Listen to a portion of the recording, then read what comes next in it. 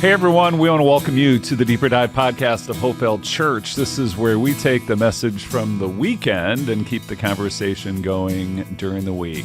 I'm Dan Davis. In case you forgot, it's been a few weeks since I've been here, and senior pastor here at Hopevale with Brent Ferris, our student pastor and part of our teaching team. Hey, Brent. Hey, what's up? Good to have you here. Yeah. Look forward to talking about the message from yesterday in this series in Acts, which, we're 3 weeks into it, and I'm loving it so much. Yeah. So fresh, so powerful. I love that it isn't linear. Yes. You had made a very tactical decision. Right. And said, no, let's get it. Let's see what the Holy Spirit's going to do. Totally. Let's pop them in there. Yeah. And I love that. I actually think that's really cool because it seems to be linear, like we're playing off of it, but it's not. It's really cool. It's not. We'll get into that because, I got a great question for you. But in addition, we also came off a great night of worship last night in Bay City. So good. Right? Yes. Beautiful. Weather cooperated again. Yeah, it was so cool. It was like by the end of forecast. it, I think it was clear skies. And I was like, look, hey, we should go. Let's encore, let's do it. Well, and kudos to you and the student ministries team because maybe not a lot of people know, but you guys, a lot of work behind the scenes and setting up the activities and helping make the event just a great night. I appreciate that. Yeah, Thanks, man. It's so good. And our Bay City team, unbelievable, right? It was fun. And it was great to have Radiant Church there. It was great to have people from Saginaw. And I just loved what Nate said, right? This was not just for the church, this was for the city, and to see, what God continues to do in Bay City. You talked about that too, which was great as well. So before we get to your message, I want you to share, because I don't think a lot of people know this. You had an opportunity to do some ministry up in the UP. You had a youth camp speaking engagement, and would just love for you to talk a little bit about that. Yeah, I was at Hiawatha Camp, which there's a connection through an elder. Okay. And a couple of people actually at Hopevale are connected to this camp. My connection is that my mom actually went to the camp. Come on. Back in the day. So oh my gosh. they asked me to come and teach for the week, and it's a heavy load. It's nine teaches and nine. In 5 days is what it ends up being. So it's a lot. You're teaching morning and night and doing a whole bunch. And so the camp itself is rustic. It's no self-service. It's kind of really? It's not like tents in the middle of the woods, but it's a little bit. It's at the very top of the UP. And but it was a blast, man. It was so cool. Students show up there, and I love that. It's so cool to see students show up to a place, have no cell phones, and still really enjoy themselves. Yeah. I mean, how cool is that? And so we had their attention, and that was really fun to see students really engaging with life change and really saying, how am I going to do this when I get home? Which is my big thing is, anybody can be Christian at camp. That's super easy. But what happens when you go home? And we're trying to set you up for home because it's 360 days until you get back. So this is a stake in the ground. Yeah. This is that. But you can't put all your chips in the Hiawatha camp basket because there's 360 more days to go. So it was a blast. I love it. Their beachfront is beautiful. The sunsets up there are wild. Okay. Yeah. I guess the week before I was there, they saw the Northern Lights, and I was really bummed that I didn't get to see them because I stayed up a little late to see. Because I've never seen the Northern Lights, but I'll have to try my best next time. That's so cool. Yeah. Well, I know, for just knowing a bit about you, camp and camp experiences for you growing up, both attending and serving have been real formative as well. And so I can't help but think God used you in the lives of some teens there. Same thing, right? And they're going to look back at that week in 2022 and just some serious work that the Spirit did in their lives. I'll drop a name here. Steve Fletcher was the teacher at the camp that I was at for years. Oh my gosh. And he spoke to me specifically. I felt like he was talking to me. Yeah. I'm like, what? Why are you following me around all year? What are you doing, man? And so I always really appreciated that. They gave their time and energy. And then you get on this side of a thing and you're like, wow, yeah, this takes a lot more than just showing up and hanging out with students. There's a lot more prep work and a lot more prayer work, but it was a blast. It was a blast. So I think I get that love from my upbringing. I love camps. I love them. Yeah, I think I'll do camps for a long time. That's so good. As a ministry week. No matter where I'm at, I'm like, ooh, I love this. Yeah. So There's Good. something about being a kid at camp, it just feels good. So yesterday it was Camp Hopevale. One session. Yes.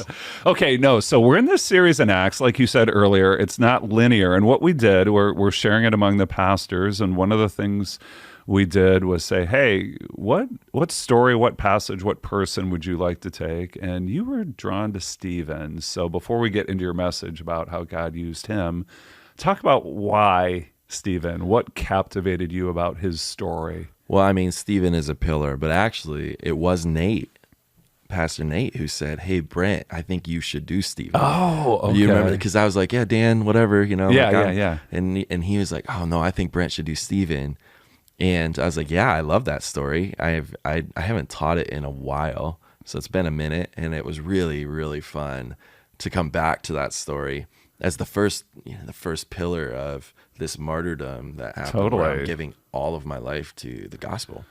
And so being drawn to that, I mean, I've done the standing ovation, so I've taught on that before. Like, that's something that I just always catches my eye. That's so great, though, right? Every time I read it, I'm like, oh man, this is a different at the throne of Jesus. This is different. And but yeah, it was really, really cool to see. I loved that came together through. I mean, you put me on the date.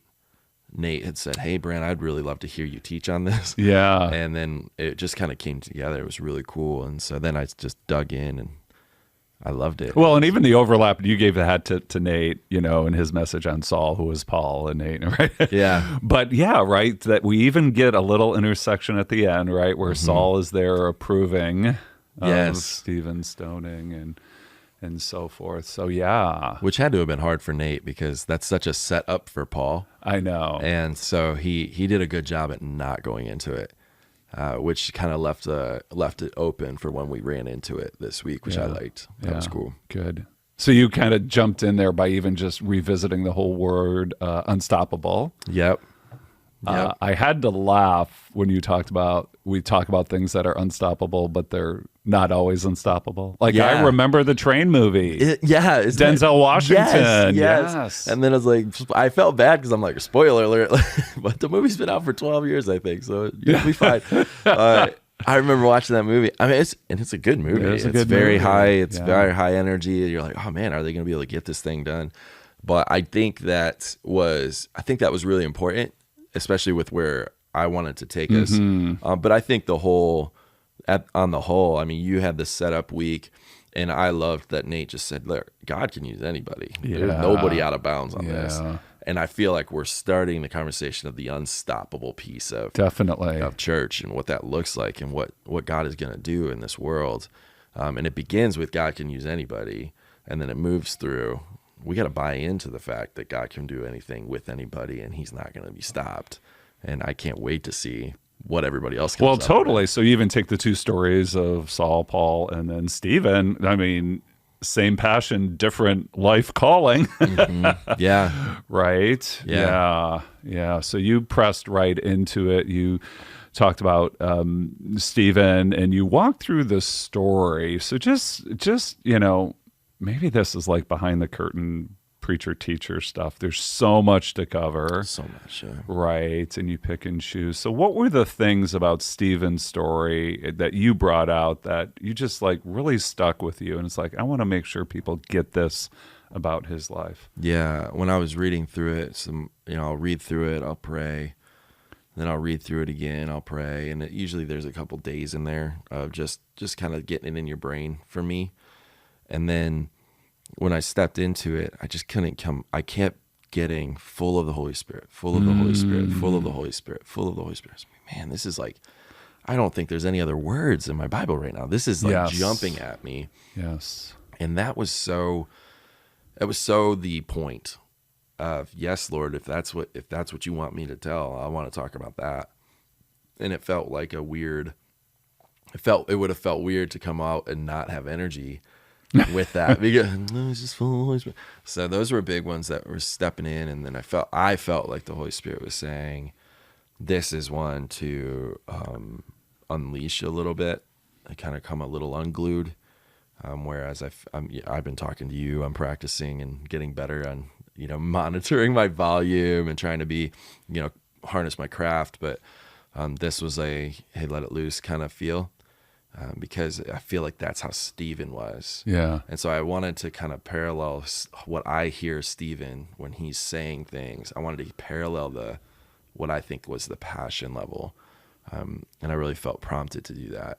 And so that just all kind of flowed. It was really, I don't know, if I felt like it came together well. Could you imagine being in that room? I mean, full of the Holy Spirit. Like, I mean, what did he look like? Was he Well, okay, so face of an angel. face of an angel? Yeah, like what did that look like? I mean, was this guy just, was steam coming off of him because he was so, I don't know. Right. I just would love to see that, because I mean, he dropped a line to this group of people who had been following the law of Moses, trying to get closer to God, and he's saying, but the closest thing you're ever going to get, you killed him. You killed him. And so, I mean, I would probably be offended too. Yeah, well, and just like your ancestors who did that to the prophets. Like, okay, you can mess with me, but now you're going to mess with my family and my kin and my generation. Yeah. Talk about, stepping on every sacred cow. And, everything else, right? Yeah. So one of the things, Colin, okay, I have two directions here because I really want to talk about this full of the Holy Spirit. We'll get back to that. But you really camped on this idea of boxes. Yeah. And breaking boxes and putting God in a box. So, like, flesh that out for us. Like, what did you see in that story that really grabbed you about that? And then how do we bring that into our world and ways that might be happening with us? Yeah, when I'm reading through and studying, I mean, anytime there's a throwback to a prophet or a quote from the Old Testament, I actually dig into that. That's where I do a lot of my context research. I want to know why this one. What were you talking about? And in this particular case, I just kind of thought it was quite humorous that God was like, through Isaiah, saying, how can you even build a box that will hold me? I don't understand that concept. I created the stuff that you're going to build the box with. Like weird, when he goes into that, I just thought to myself, I felt like, man, it feels like we create boxes. And that's so true. One of what's true about us all is we don't want to be uncomfortable. Right. And so we create boundaries all the time in our lives. Like, hey kids, don't play in the street. Well, why not? Well, because it makes me uncomfortable that a car could come and hit you. You're 3, so you don't understand that because I said so. But the box, the line is drawn, the boundary's drawn. Hey, don't do this. Hey, don't do this. And I mean, Paul talks a lot about this. Like, as a parent, you go from being like the cop to the coach to the consultant, right? But like when you're a cop, it's cops and robbers. These kids are crazy out there. And you draw these lines, and I feel like sometimes we do that with God. Like, God, don't push me here.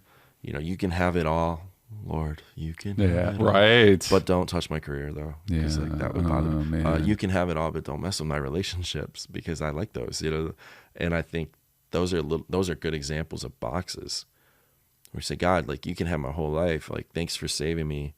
Thank you for the Jesus piece, but like, don't touch my finances. Don't ask me for more time. Don't ask me for, and it's like it's a real big push to say, like, are we willing to go all in with a God who went all in for us? Right. And those boxes, just kind of want to shatter those a little bit. These invitations to greater trust, right? Yeah. So I'll put you on the spot, getting practical, either boxes you observe, because you talked a couple times like the Western Church, right? That or a box journey that you've taken. Yeah, I can or are taking. I'd love for you, because I thought of something, and I'll talk about that in a minute too for myself. I'll be vulnerable. Can I be vulnerable and honest? So when I was a young pastor, we didn't make a lot of money, and so one of our boxes was that, God, you can have our time, but we don't have enough money to give you 10%. And we were challenged at a church that we were at that said, hey, I wonder what God would do if you went all in. Wow. And I almost said this story. This is so funny that you asked that question. And so we went all in and said, Dana and I both at the same time, we were in the service. We looked at each other and said, we need to give 10. And it was like, oh, wow, this is okay. Yeah. So now we need to. So we decided to. We had no money. And we were walking in, and we get home, and we start talking about all the ways that we're going to have to cut back and do. I don't know if this can work. Oh, we got to do this. We got to do this. And then that Monday, I got a letter from a friend of mine with a check for the amount of money I put in. Oh, come on. And he said, in this letter, he said, I was in my quiet time, and I felt God told me to send this to you. Yeah. What? The exact amount. I'm not kidding you, man. I was blown away. It shattered the box for me. Yeah. It was, we tried our best to break the box, and we're like, maybe we should bring that box back in. Yeah. And God said, nope. And he just blew the box wide open. It was unbelievable. And That's yet so it's cool. so true. You know, when you say that, I get shivers because I think, you know, you see this in the book of Acts a lot, right? So here's Saul, he has this conversion. Then there's this guy named Ananias, and the Lord speaks to Ananias about Saul, even though they're in different cities. Adam's going to talk about Peter later on, and Peter and Cornelius, same thing, right? So here's Brent, and you guys are living in one place, and then your friend is moved, and right? Absolutely, Yes. unaware of your situations. Yeah, Unaware. God brings it all together, Yeah. right? In his 'Cause- quiet time. Yeah. Yeah. And one of the things that I want to, like the 10% thing, this idea of tithing and money, which this is not a podcast about money, but it's not about the money. It's about your heart. And I couldn't imagine. I mean, think about if he would have resisted the Holy Spirit in that moment, we would have missed out on the blessing of what the Holy Spirit was doing through him in literal time as the pastor and pastor's wife. So he was being obedient in his quiet. Yeah, And yeah, he yeah. was impressed on, Yeah. you know, my buddy. I won't say his name because he'd be bummed if I did. And then he was feeling Tim like, Tebow, yeah. yeah, No, I'm just kidding. boy, I put a lot in there. And he sent that out of the quiet, just the Holy Spirit prompting him. So he sent that, and then the Holy Spirit prompting us to follow through and be obedient. It's not about like I have to. It's like I get to go on this road. Yeah. And the box shattered with the obedience piece. And I think a lot of people sometimes miss that in generosity and in offering, you know. They're like, why is the church always do? It's not about that. It's about the obedience piece. It's like, God, I'm going to trust you with every part of my world. And I'm going to start here with my money. And that's going to trickle into trust that's beyond. And I think that's a big piece. It's so good. You know, it's so funny. It's like I'm hearing you talk, you go, it's not about the money. I'm like, yeah, it isn't about the money. It is about the money. And we're not going to do this in the Acts series. But there's a story of Ananias and Sapphira, the bad Ananias, right? Who all these people are selling possessions. They're laying their proceeds at the feet of the apostles. And Ananias and Sapphira want to look good, and they do that. But they hold something back, right? Mm-hmm. And Peter goes, "You've lied to the Holy Spirit." And so, is it about the money? No, and yes, because our lives are intertwined like that, yes. right? Yep. And as you said, that you can have it all, right? Yeah. Wow. Yeah, and those are those stretching moments. So here's like my candid confession as I was sitting in the first service and hearing you talk about boxes, and I thought, you know, and this is not just a box. It's kind of been a journey for me. Like, I think through life, and there's been stages where I've had a Holy Spirit box. And, you know, we come from different traditions, right? I think I'm right with you. Yeah. Keep going. And, I call it pneumophobia, right? Pneuma is spirit, right? And we kind of have this like fear of the Holy Spirit because we're not those kind of Christians. Right. We put quotes on that. Right. The ones who are crazy and out of control and do this. And it's like, right. But sometimes I think then there's this tendency, it's like, well, we want to swing the pendulum the other way and keep things safe because, right? Because it's like, you know, we want it manageable and predictable, and we want it to fit into, and you talked about this theology, our theology boxes and doctrine boxes, right? And I think there's continues to be this lifelong journey of what does it look like to be full of the Holy Spirit? Oh man, that's good. Right. And Jesus's promise. We talked about this week 1 and Pentecost, and it's like, I'm leaving, but you're not going to be left alone, you know? And so I feel like this Acts series is a perfect time for Hopevale as a church. Because again, I mean, I look out, you look out, and we've got people who come from no church background, Baptist church backgrounds, non-denom backgrounds, Pentecostal backgrounds, Catholic backgrounds, Lutheran backgrounds, Methodist backgrounds, Nazarene backgrounds. I'm sure I've even left out some, right? Mm-hmm. And we have all these different experiences, positive, negative, indifferent, or uneducated, and it's like we're pursuing the Lord together. And so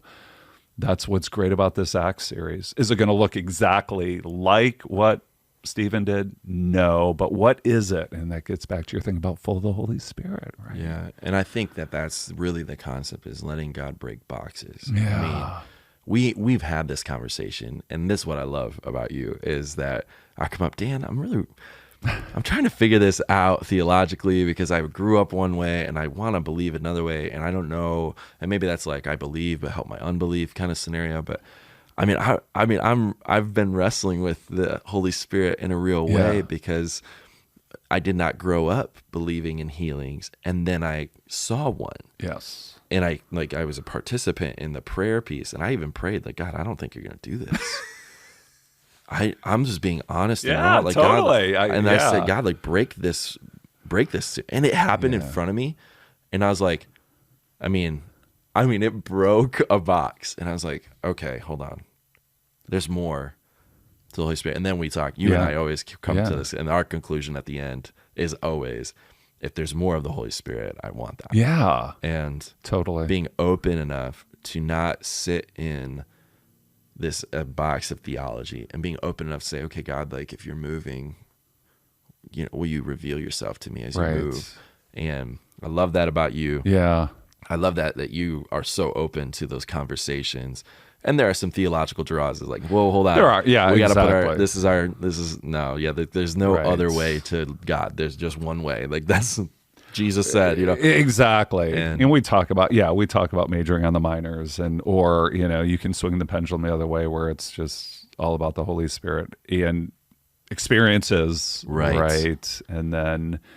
And then if people don't conform to the experiences, then there's something wrong, or they don't lack faith, and we don't want to go down that. It can get dangerous real fast. It can. But your story, and again, this is not about a podcast about this, but I think the journey I've seen, we see it in the life of Jesus, we see it in Acts, these healings, that God's not a vending machine, he's not a genie, but there are times he shows up to bring comfort to people. There are times he comes up to show that the kingdom has come and is coming, because there is going to be a day when no more healings are needed, because we're good. We're all good. But then also, too, the authentication of the message. And this is what you see with the life of Jesus, right? It's like, what we say we believe is real. It's heaven breaking through. So, oh my gosh. So good. So now we're tiptoeing in some of the other things you said, unstoppable versus immovable. We have a tendency to experience unstoppable as uncomfortable. What did the immovable thing, like why did that hit you, and why did you want to talk about that? Yes. This was like, when I'm praying through it, the Holy Spirit was like, this is what I felt like this was so clear to say. And I was like, ooh, are you sure? Because this is really invasive. Yeah. But the idea of unstoppable, the idea of it, the baseline is that you're moving. Mm-hmm. To be unstoppable, there's got to be motion. It implies motion. It implies movement. And I thought, man, I just wonder how many people show up and just check the box. Yeah. I don't really want to move. I just want to make sure I'm good with God. It's like, but there's so much more. And then I think of what, again, I go back to my buddy, and this was in the back of my mind. Like, what if he didn't send that letter? Like, what if he prompted the Holy Spirit prompts him, and he says, nah. And we would have missed out on this moment that solidified for us that God's got us. His prompting of the Holy Spirit impacted our faith journey. Yeah. Oh, you see what I'm saying? Incredible. So it's just like, if he's not movable, what happens over here? And I just felt like I just see that so many people and he never knew the impact of that act of obedience. Not till I called him. I know. And I said, I know. dude, I mean, I'm crying. I'm like, Yeah. dude, you have no idea. He's like, oh man, that's wild. I didn't have any. I just thought, oh, maybe, groceries or something. I was like, no, you don't understand what God did in this moment. And that even in that regard, I mean, just this idea of moving, I got to tell you about this. Hey, you did something in the privacy of the Holy Spirit that it was between you and God. You did something impacting my family unit. I got to call you back. Yeah. And be like, dude, did you see what just happened? And so there's that idea of being movable. We got to be willing to be moved. And I think this goes toward the theology box a little bit. I mean, just even being able to move and let God be more than what we think he is. And not feeling like we can encompass an infinite God into a finite brain. Just there's got to be more. There's got to be more. And then there's also pieces of, it's like there's a person who stays up at night and is thinking about, I don't know, I'll pick an example. You're thinking about homeless people. You're like, man, someone should do something. Crickets. Shouldn't you do something? Yeah. Well, I don't know how. Well, nobody knows how. Nobody knows how. Let's just try. Let's do something little. Let's start small. Let's move. And let's see what the Holy Spirit does with it. And think about we know organizations. Oh, totally. That are massive kingdom impact for people because they just started way back here and they just sent a little check. Or they volunteered with Bay City on the serve day. Yes. At a specific spot and it caught their heart. And they keep thinking about, man, I should go volunteer there. I should go give them some of my time. Yes, you should. You should step in, let the Holy Spirit move. You never know what could happen. I know. And how cool that could be if the whole congregation that we get to serve and we get to be a part of and lead is all looking for moments where I should do that. I'm going to do that. I'm going to move. And I don't know how. I don't know what it looks like. And I really don't know if I'm qualified, but I'm going to try. I'm going to step into that. Well, and I just want to speak to the planners out there, including me, right, who sometimes you want to know what the first 20 steps are before you take the initial one. Yeah. I love what you said. Like, God will help you figure it out along the way. Yeah. I hope Pastor Adam and I met with a guy who's in our community. His name's Brent. He's starting a men's shelter in the city of Saginaw, and it literally is that story. And I hope Hopevale will get to meet him down the road. But it just is. His heart was gripped, and it's based not only on the redemptive work that Jesus did in his life, and now he's got a heart, and that's how it works. And it's like you said, the serve, right? And here's the great thing, because this would be the other, and this message doesn't get into it, but then comparison, right? And it's like your nudge, your calling may look different than someone's else, and it's not one's better, one's worse. But it's when you talk about the guy who's sitting up in the middle of the night going, what about homeless people? It's like, pay attention to that. Yeah. Right? Yeah, I mean, I was so moved by a couple, I think it might have been just before the pandemic, actually. And we did that serve where we all went to the grocery stores. And so, being on staff, we're there, and we're kind of, our role in that process is hanging out with the leaders of the places we're serving. And we're talking, and we were so moved, Dana and I, with the Diaper Alliance. Yes. That, I mean, I called you the day we did this. Totally. Like, I was so pumped. I know. But we were so moved that, we said, man, we love the Diaper Alliance because they told us after, but 50% of people in our area go to them for diapers because they have to choose between diapers or gas to go to work, or diapers or food for their baby.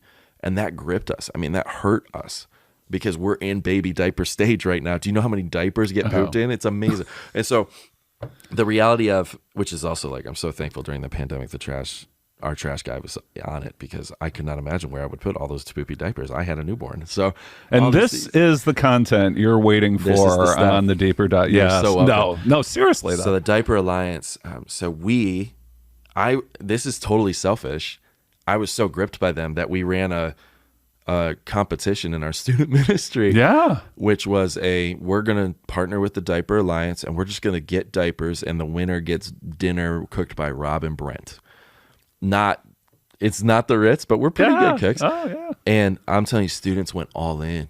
And then we were able to access some Share Hope funds to multiply that by double it, basically. Whatever diapers we brought in, our Share Hope fund said we'll match that with whatever the cost is. So we were able to go get double with the Share Hope funds, and we brought them to the Diaper Alliance, and we start talking to them. And I mean, and this was 3 years ago we were moved. Yeah. And yeah. they were telling me, they told us that we had supplied them with more diapers than they had received in the year. And we were pumped. We took our students who won, we took the grades to there, and we all helped them stack diapers, and we helped put them in, and we got to talk to the people. Here's what I love about the Diaper Alliance. It's run by two people. They will not let me use their names, which bums me out, because they don't want any credit, which is also very cool and very like honor. They volunteer. Yeah. They don't get paid. Their Diaper Alliance does not pay the two people who run it for the community that we serve. Wow. They do it because they are just passionate. And it started with them with the first step. And then, man, people need this and people need this. And so I'm all in on the Diaper Alliance. And I'm certain there are more that I'd be all in on. But this one for me is just, this is my season of life. And the Holy Spirit was like, dude, you want to love people. This is practical. Let's get involved.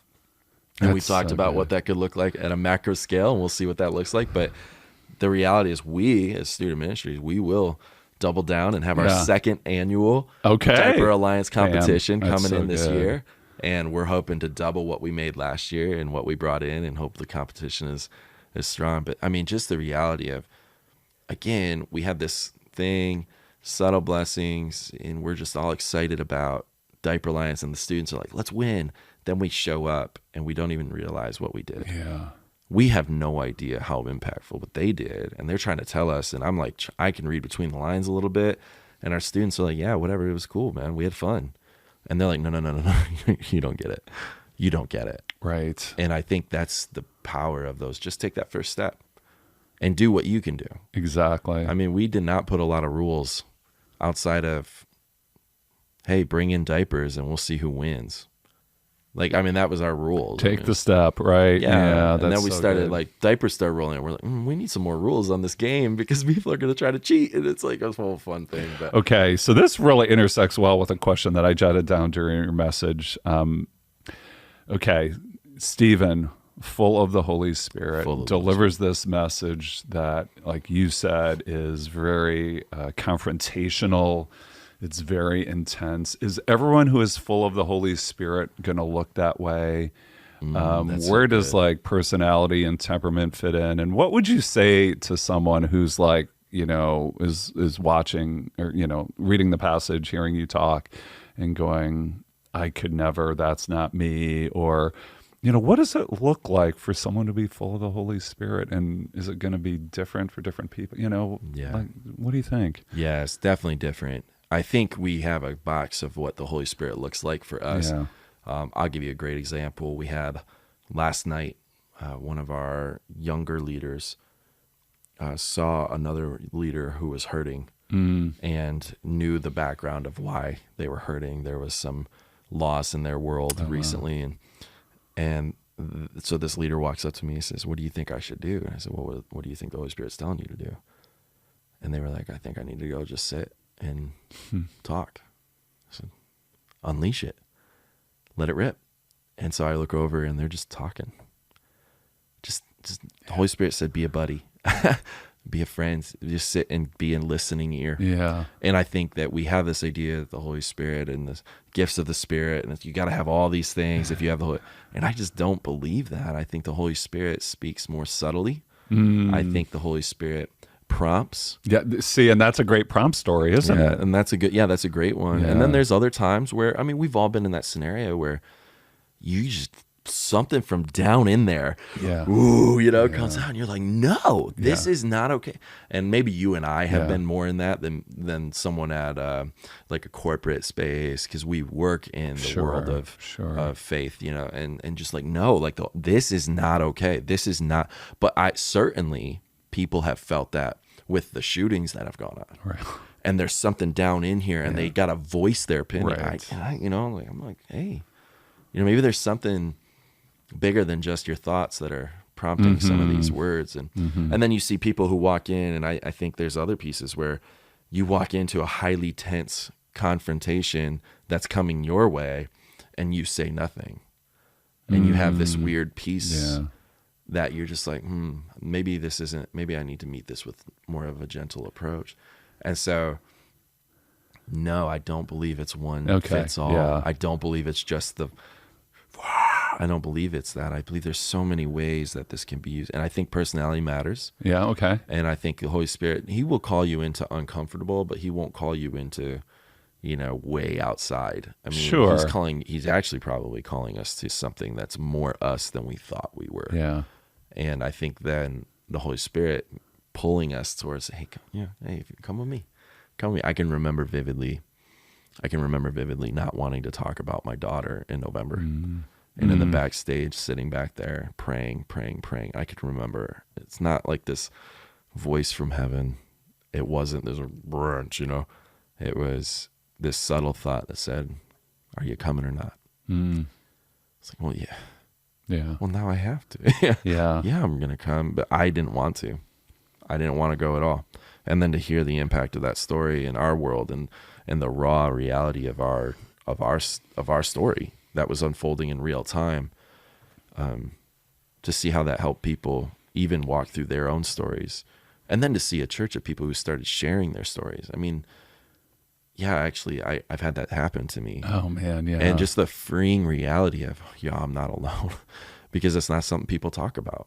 You know what I love about what you said, because it really echoes something you said on Sunday, and Nate said it too, about, a safe place to process. And what you said is exactly like when you shared that story, it was real time, and you didn't know where the path was going to lead you, right? And I think sometimes, and I hope we have this spirit in Hopevale, I think sometimes there are different environments like, well, we'll only share stuff afterwards where it's all happy snappy and everything worked out and had a great ending, but there's something authentic, there's something real about, this is hard. Yeah. And I remember you and I were on the phone. Oh man. And we were leading up to that week, and you said, like, what do you think? And I said, I think I need to, but I don't want to. And you said, well, I'll pray. Yeah. Yeah. And I trust you to do whatever the Holy Spirit's pushing you to do. And I think that just even that, like, just that openness of, hey, if the Spirit's moving, man, go with them. Exactly. You don't push, because I mean, you're so good in those scenarios, man. You're so great in that. But you prompt, you say, hey, man, if the Holy Spirit's moving, move. Yeah. And we did, and we saw a movement, and then you get the very opposite end of what happened yesterday, where I'm fired up, and today is gonna look a little different. Yeah. And I was more excited and more fired up about speaking yesterday than I was in November, because of where the Holy Spirit brought us, and then to see God come through, and that's so cool. I just it is so give good. God all that glory, but like, how cool is that, man? Yeah, good. So when we kind of get toward the end of the podcast, sometimes we talk about the cutting room floor, which is either, oh, I was going to add this, there wasn't enough time, or I spoke on this, but I wish I could have talked more about this. Is there anything kind of left over from yesterday? You left us with the thought, our God cannot lose. I don't know if there's more you want to say about that, or just what's on your heart. Yeah, I left out, I think some of the things that I really could have teased out was in that our God cannot lose, and really dialing into more specific arenas. I gave like 4. I wrote 8. There's probably 100. But the preacher's dilemma. Yeah, and just some of those got cut out in a good way. I thought it was good. And then there was this, I cut a story of when my dad and I went to Phoenix, and I was in this group of business leaders, and basically I was finishing something I've been working on for a year, and I finished it there. And with that, conversations came up, and a big part of that is about the gospel. And so we started talking about the gospel, and I'm talking about the gospel with C-suite, CEOs, CFOs, directors, VPs from all over the country, and all of these like huge brands that I could say that you would know. I mean, you would know them. And it opened up a conversation, and the whole 250 people, I have no idea their background. This is not a Christian conference, But I'm like, it is now. And we start talking about the gospel, and it was so cool to see people engage with the gospel and engage with a pastor and not be worried about any of the stuff that I think we would think they would be worried about. Wow. And one guy stand up and say, I don't believe in any of that. However, I'm very curious about what you're talking about. And so we got into a conversation in the lobby area and just chatted for an hour, and he's a really cool guy. This is a guy who said like, oh yeah, I just had an extra $1 million, so I bought a bunch of Airbnbs. I'm like, well, isn't that how it goes? I'm like, I'm sorry, an extra 1 million. That's unbelievable. That's unbelievable. But I don't even understand. My brain can't comprehend that. No. But how cool that was to see the gospel just be unstoppable. Yeah. And I didn't tell that story because again, like I don't like making things about me. I'm not like special. I'm just trying. I'm doing my best to figure this out alongside everybody. And at the same time, when I've been prompted and I've followed through, crazy, amazing things in my life have happened. It's just wild. So, yeah, I want to take that because, I think somebody might be listening going, well, that's not me. I'm never, but I think the common bond is, we just finished the Galatians story earlier this year about what it is to walk by the Spirit or keep in step with the Spirit. And so when I hear you say nudge, right, it's like, okay, that wasn't on my planner today, but here I am in the moment. And not only am I, obedient to the nudge, but am I even in a space where I hear the still small voice, right? And that's what we're trying to do here as a church, inviting people to know and follow Jesus. And again, not as a bunch of individuals, but as the church and helping one another. And the story you told last night about, one of your leaders ministering to someone else. And it's exactly what we're trying to do here, which is just phenomenal. And that's how the unstoppable movement continues, right? Yeah, one of the things that is a gifting of the Holy Spirit is the gift of encouragement. Oh my gosh. And just the nudge to when you think about that person and reaching out and encouraging them and they're not in your normal sphere of text messages. Yeah. That would be a nudge to follow. Yes. So very practical, hands-on. I just thought about that dude and I have his number. Should I reach out? Yeah. Yeah. And encourage. Just, hey, I remembered this one time and I was just remembering that. It made me laugh and smile again. Just hope you're doing well. You have no idea how badly they need that. You have no idea what could happen in their world. I mean, just how cool that is. Yeah. And it's out of nowhere and the person's never expecting it. But that's a subtle little applicable spot where you can just totally go with them. Yeah, totally. So spoiler alert. In August, we're going to have a message on Barnabas, who is the son of encouragement. And yes, for the church to be the church. Encouragement. And, I think we would all have stories of being both on the sending end, but also the receiving end. Yeah. And it's like, you have no idea. And isn't that usually the text that comes back?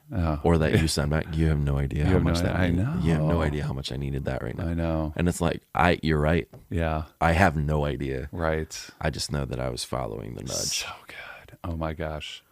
Yeah, so Unstoppable, here we go. We're going to continue this series next week with a guy named Philip, and looking forward to that. But Brent, thanks for hopping on. My pleasure. Hope you have a good summer, and we want to thank you for listening and watching today. And as always, we want to invite you to join us again next time when we take a deeper dive and finish in less than 59 minutes. Let's go.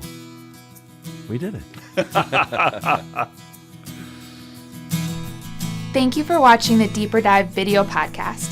To check out our full library, make sure to subscribe by clicking the button below. Also, make sure to select the bell icon in order to be notified of any new content as it's posted. If you would like to give to the Lord here at Hopevale and support the ministry, you can give by visiting hopevale.org/give. Thanks again for joining us today. We look forward to seeing you and your family here at Hopevale Church.